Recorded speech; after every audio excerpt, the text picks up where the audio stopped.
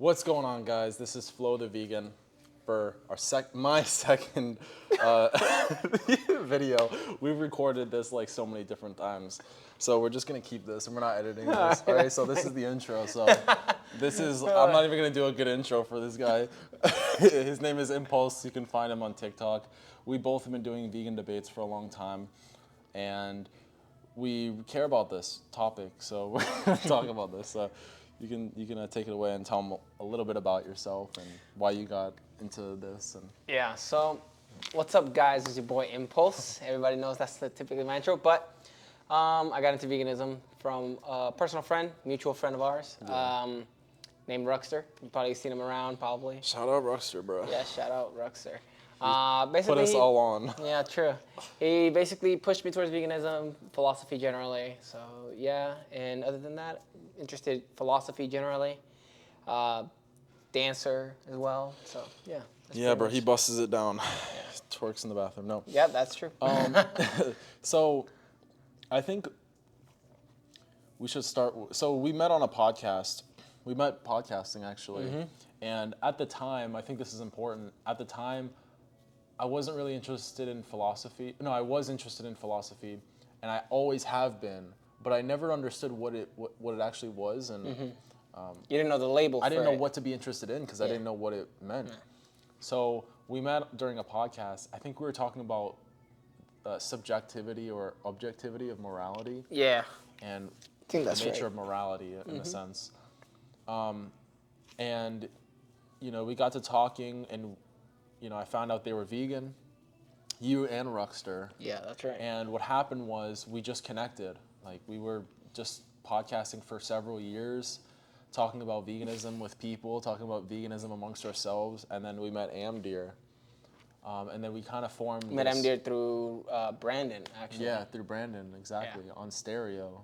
Like, what a throwback. But anyways, the point is, the reason why I brought this up is because we've had so much experience. We've had so many different experiences with talking with people about veganism and all their objections and working through them and new objections that people have against veganism. So I just want to give you that background. But I think what we'll do right now is let's talk about some of the pressing objections right now that people are criticizing vegans with, like crop deaths. I think that's that seems to be probably, at least every time I talk to someone, that's always brought up. That's like one. And more recently, like the vegan bodybuilding one too. Because that's related. Yeah. But the thing is like they think it's hypocritical. Yeah, that's right. That's the real issue, and no one can really point out the hypocrisy, because what we mean by hypocrisy is like some sort of value that you have, and then a contradicting value, or its value and its negation, formally put. Some of you guys don't know what that means, but really it's just like some sort of contradiction. You could talk about hypocrisy in the sense of you could say, contradicting your values, so like one acting against one's value or something like that. So basically not practicing what you preach, that's an idea of. Yeah. So the crop death argument. So a lot of it tends to come down to really just empirical stuff. Yeah. So typically it goes like this, if you're vegan and you're generally against you're against the killing of animals, or on top of that, you think you want to minimize the most amount of suffering that you can. I'm going to leave "can" there as ambiguous. Then you probably should refrain from consuming plants or something like that. That's generally the idea. So what to make of this? The general response is to say that, well, there's like a hidden assumption here that, well, the normative ethic in which your response is coming from is just not the one I hold, right? So like a typical one is like the suffering response. It's like it minimizes suffering, so why eat plant? The way to minimize suffering is probably just to grow your own plants or something like that. Because people think that vegans only care about killing in general. Yeah. They think we should limit the amount of killing all the time, because a lot of people will say, well, is it wrong to kill one cow? well, Yeah, like, because like, there's like the it's only one cow and, versus you the know, many critters, right, whether it be bugs right. People or say, well, one cow versus the amount of animals that died during crop production. Yeah. And people have a hard time understanding what veganism is because it's not really defined as in an objective way. It's very subjective to vegans. Like, there's so many vegans that have different views, and I think that's important to point out because a lot of people don't realize that, but not all vegans think the same. We don't all think the same. yeah. I think it's just better to just leave veganism as like a family resemblance concept. That's Yeah. more philosophy stuff. But other than that, for responding to the crop death stuff, Yeah. it just depends. Again, if you have a normative ethic that you're working under, so if you're like say like a threshold deontologist, you're gonna say, well, it's not clear that the killing and eating or of the crops, the killing that occurs for the consumption of the crops, is it's all on the net a rights violation And because just if you to point consider out, the because some goods people from have it. no idea what threshold deontology is. Like, Okay. I know some people are thinking like, what is that? Yeah, so think of threshold deontology as like I guess think about it like a scale. So on one side of the scale, you have things that are, I think everybody knows what rights are, right? It's like think about like rules that you impose on people. Maybe you shouldn't kill someone. That's like a general rule. Yeah. You think about that as a rule itself. So let's say something like you shouldn't kill people. That's a rule. But let's say, for example, on the other side, you care about something else. You care about maximizing, there are different views on utility. Yeah. I'm going to take a view that I sympathetic to. It's called a type of, it's called a preference utilitarianism. It's a type, the one that I like is a type of preference utilitarianism.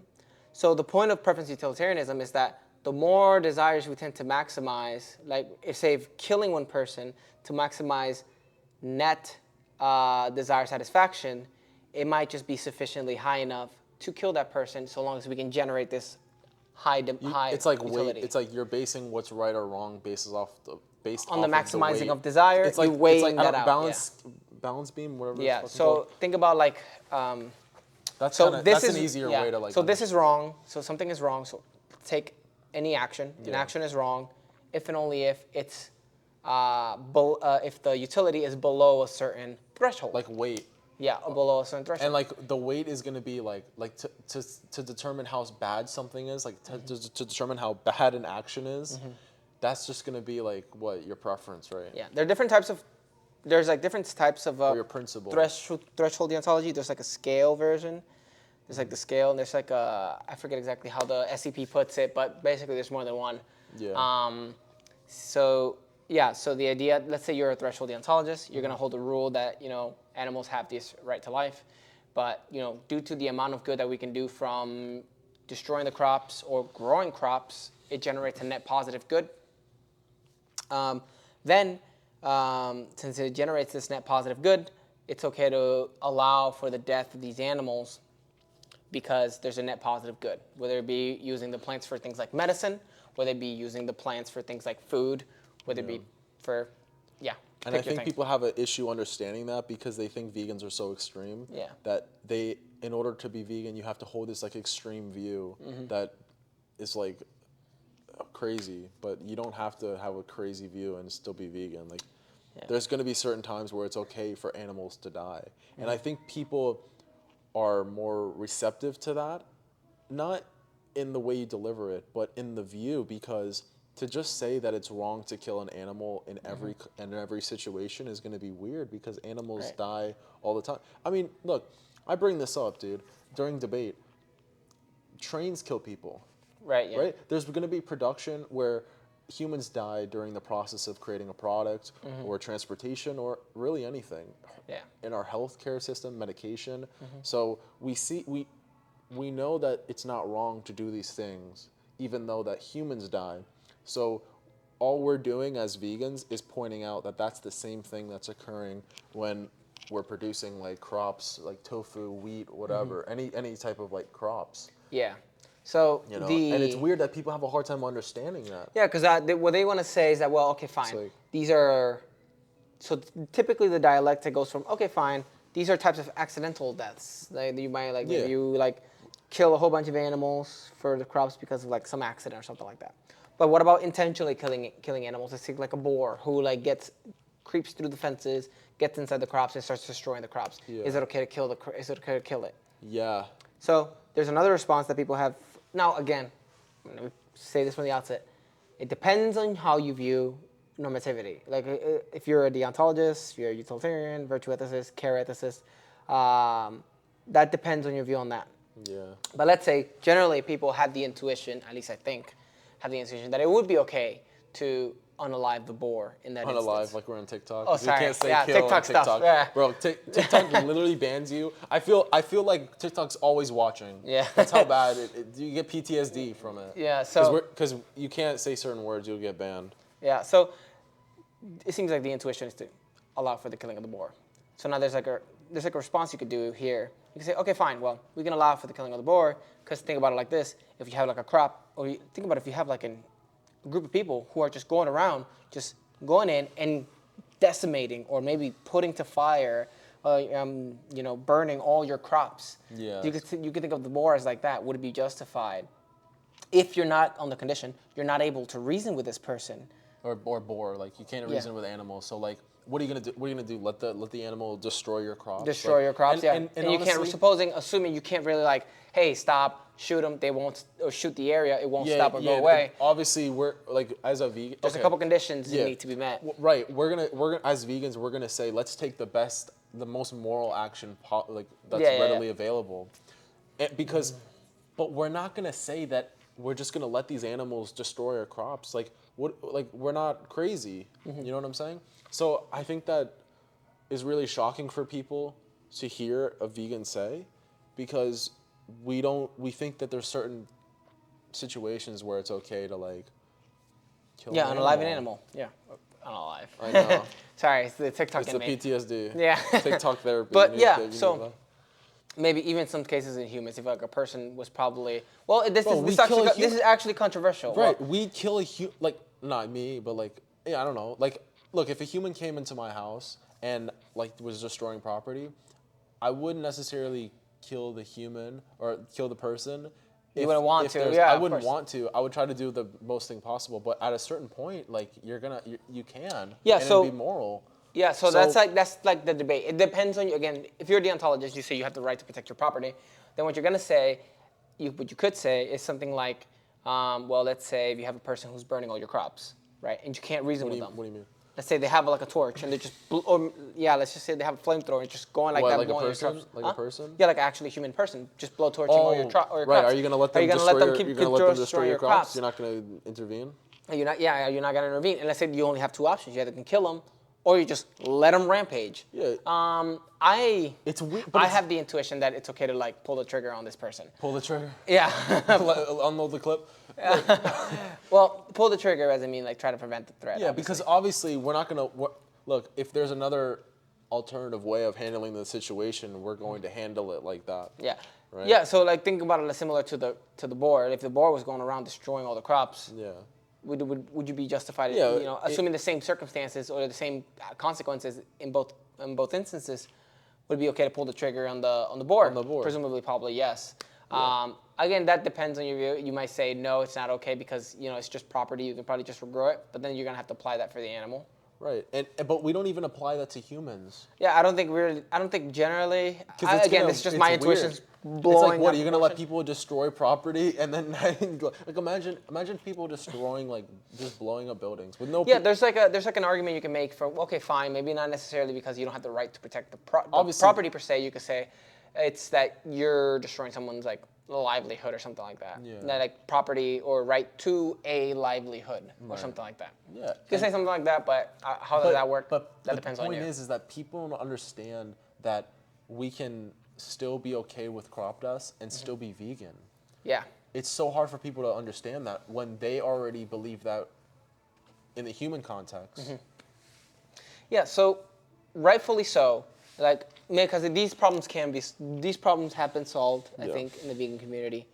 So, okay, now let's say people have gone a step further and said, What do you mean? So, okay, fine, crops, accidental crops, fine, justified. Intentionally killing the animal, so long as there's destruction involved, fine, justified. Okay. Now the question is like, okay, but if you're, let's say, you're a bodybuilder, or if you're like a person who's overweight. Trying to be. Yeah. Trying to be swole, yeah. Yeah. If you're like a bodybuilder, someone who's overweight, now Thank you. what's the response for these types of people? It seems like the people who are eating at a surplus, these people who are eating so much food, are they morally wrong for doing it? Because people think that we want to decrease the amount. Yeah. Of, So are you now? Is it morally okay to cause this surplus of food consumption to also increase the surplus of people of like animals in crop production dying? Animals dying in crop Yeah. production. So because they presumably they think that we want to limit the amount of animal deaths. yeah. So that's. But it's not about but animal I deaths. think you can even take that route. I think you can take that route and you should still have an answer. So What do you mean by that? yeah, That's- so I'm like, I you don't can still hold to the utilitarian view. What I mean is that like, you can still say that minimizing the most amount of suffering or right, death right. is generally a good thing. Generally good, yeah. Generally a good thing. So what you could say something like, well, it's just having a surplus of food is a net good. You can say something like that, Yeah, and it gives a response. It outweighs. Because like having a surplus of food, think about it as like a surplus of food. I mean a safety net, Right. like something you can fall back in case of like things like A natural disaster. natural disasters, things like, COVID-19. yeah, where people more generally where there's like a huge amount of destruction occurring to the land, and if fat people or people who are bodybuilding are actually helping increase or even sometimes maintain that caloric or that surplus of food, it might be generally In case be a good of thing emergency. in case of emergency. Right. So they might actually be doing a really good thing. They might actually be doing a morally But I don't think a lot. right thing. And you know what? I don't think a lot of people have an issue with that part. I think it's a lot of people have so much. They have an issue of understanding where we draw the line, where vegans draw the line in our morality. Yeah. And it's really hard to say for a lot of us of where we draw the line because it's going to be context dependent. Based off of the context of the situation, we're going to determine whether something's vegan or not, based off of our values and principles, simply put. But Yeah. So now it's not like we have a clear-cut definition of what's vegan and what's not, you know. Yeah, so I think the whole idea of veganism, defining veganism, is tough. Yeah. Because different people have different views on ethics. It's just like, Yeah, all you take the context, you take the information that's provided in the context of the situation, and you determine if there's a better way of doing it, and you pick the best way of handling that situation. You know, like it's just finding alternative ways to bring peace amongst beings, really. And I don't think it's going to be peace to slaughter billions of animals for food when we don't necessarily have to eat them. And just to point out again, because I know there's probably vegans watching that have heard this before, but you don't actually need meat in your diet. And I'll just source one thing and then we can move on. But the Academy of Nutrition and Dietetics state that a planned vegan or vegetarian diet is going to be sufficient for all stages of life. That's it. That's the consensus. I've spoken to dietitians about this. I've spoken to doctors. And I've been vegan for 8 years. I haven't died yet, you know? But was there anything else that you wanted to talk about as far as crop deaths? Or? trying to think. Because it's like, there might be some things in crop deaths, like... Oh, so this is something, just so everybody's aware of it. Yeah. So there is a response that people have levied against the surplus response that I just gave. It says something like, well, animal agriculture helps us maintain a surplus of food. So under this condition... Yeah. That's on the same side. Well, killing animals is good because it causes a surplus. But the thing is that if the vegan is right, then if it takes if it takes more land to feed animals than it does to just cut the middleman and just take the plants directly. If the vegan is right about that, then that's actually wrong. No, it wouldn't be. Right. It's just incorrect to say that animal agriculture causes a surplus. It's actually, if we would eliminate the middleman, we would have the surplus that we wanted. Right, exactly. But you're actually creating a middleman. That's actually, there's already studies on Cambridge, Oxford they have already shown. Right, so this is like the something. World Health data. Like you can look, I mean, I can source all of these different, things. I don't know if I'm gonna do it in this video. Probably not. I don't give a fuck. You'll probably do it later, yeah. Yeah, and who gives a fuck? Think about it not as I'm saying it as I'm saying a fact here. I'm just saying I'm conditionalizing it. Right. So under the condition that the vegan is right about that it's easier if you just cut the middleman, then they're right. It's actually it would just simply be wrong, and that using animal agriculture would produce a surplus, because if we just cut the middleman, we would have this greater surplus of just plant agriculture that we could just go directly to the humans. Yeah, because there's so much resources that we need to produce meat. Water. There's more greenhouse gases. Greenhouse gases, it's like tenfold. I mean, there's like a actual study that can further explain this that I can go into in another video, but simply put, it takes a shit ton of resources to produce meat. Other than that, that's pretty much generally the idea. Just one more thing. Just the surplus objection can also be used to respond to the avocados thing and the almonds thing. Yeah. It can be used because bees helps increase the surplus. Yeah. But the thing faster, is I that guess. when That's you the make idea. a claim there's going to be a surplus or some sort of any surplus claim, you need empirical data for it. Yeah, any argument from surplus is going to need some type of sourcing. But the idea is it's not as clear that bodybuilders or fat people are doing a bad thing. If the surplus, call it the net surplus objection is right, then simply put, it is a good thing to have a safety net. Now the debate is simply about where the safety net, where should we cut off the safety net? It's no longer about unnecessary food, right? Eating an unnecessary amount. It's about where the unnecessary amount, where do we cut that off? It's about the degree of unnecessary, quote unquote unnecessary. Where does that surplus cut? It could be too extensive to where it could. Yeah, it could be you could say that maybe it's just too much. Yeah. It's just we're just doing way too much. We really need this much amount of surplus. We're maybe it's not really up there, maybe it's not really down here, so it's somewhere in the middle. Yeah. So that's up to maybe but you guys says nothing. Discuss it.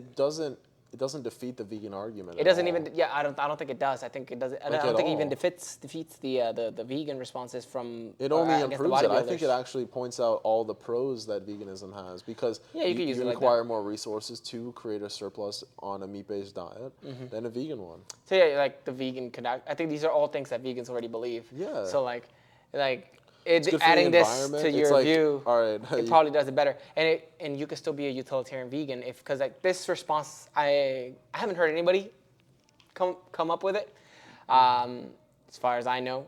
I was the first one to put it up there. Yeah. But so this response is tailored. I'm not saying it can't be taken by the deontologists. I'm saying it's specifically tailored to those people who are utilitarian vegans. Those are because that's the whole net plus utility stuff. That's all. It's like that language. Utilitarian stuff. Utilitarian language. Yeah, that's pretty much the crop death stuff. Kind of I think that's pretty much And this is all. This is, and just to give people context, this is responding to Cosmic Skeptic. Yeah. So. In response to veganism, this is what. Alex O'Connor I think it was Rationality Rules brought it up to Danny from Lifting Vegan Logic. This is another shout out. Yeah, another shout out. Yeah. So this is another response you could use against your carnist friends who bring up those objections. So that's the end of the video. We appreciate you watching. Definitely leave a comment down of what you thought about this video, and if you like this style of video. Other than that, what do you want to say? It's your boy Impulse. I'm just kidding. It's your boy. Oh, shit. Not much, guys. Thanks for watching. I'll probably catch you guys at some other time. Oh, sir. We're about to go hit the gym. All right. Appreciate it. What are you working out? Probably. I want to do full body, actually. Really? I haven't been. I've been reading too many books. Been skipping on gym days. Oh yeah, you're reading books, not working out. Yeah, I've been exercising the brain. The brain, it uses calories. Oh yeah? Well, that's why I feel tired after every. Yeah, that's actually true. Yeah, I'm tired. Yeah, I feel you. Damn. Okay, let's go. Yeah. All right. Let's go. Deuces, guys.